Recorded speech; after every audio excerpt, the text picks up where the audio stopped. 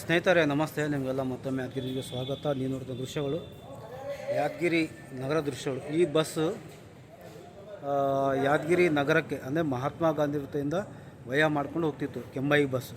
ಅಂದರೆ ಈಗ ಹೈದ್ರಾಬಾದ್ ಹೋಗೋ ಪ್ರತಿಯೊಂದು ಬಸ್ಗಳು ಮೊದಲು ಬಾಗಲಕೋಟೆ ಆಗಿರ್ಬೋದು, ಮತ್ತು ವಿಜಯಪುರ ಆಗಿರ್ಬೋದು, ಯಾವುದೇ ಬಸ್ಗಳು ವಯ ಮಾಡ್ಕೊಂಡು ಹೋಗ್ತೀವಿ. ಆದರೆ ಈಗ ನಗರದಲ್ಲಿ ಒಳಗಡೆ ಬರ್ತಾ ಇಲ್ಲ, ಬಸ್ ಸ್ಟ್ಯಾಂಡಿಂದ ಹೊರಗಡೆ ಹೋಗ್ತಾ ಇದ್ದಾವೆ.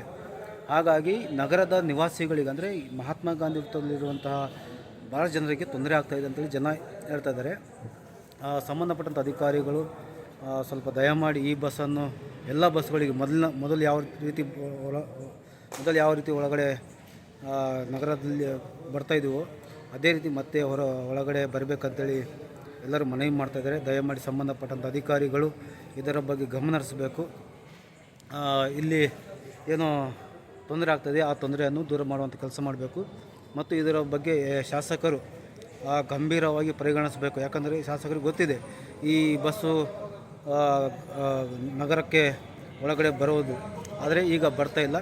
ದಯಮಾಡಿ ಶಾಸಕರು, ಸಂಸದರು, ಸಂಬಂಧಪಟ್ಟಂಥ ಅಧಿಕಾರಿಗಳು, ಜಿಲ್ಲಾಧಿಕಾರಿಗಳು ಇದರ ಬಗ್ಗೆ ಗಮನಿಸಿ ಮಹಾತ್ಮ ಗಾಂಧಿ ವೃತ್ತದಲ್ಲಿರುವಂಥ ಜನರಿಗೆ ಅನನುಕೂಲ ಆಗುತ್ತಿದೆ, ಅನುಕೂಲ ಮಾಡಿಕೊಡಬೇಕು. ಅನುಕೂಲ ಮಾಡಿಕೊಟ್ಟರೆ ಒಳ್ಳೆಯದು.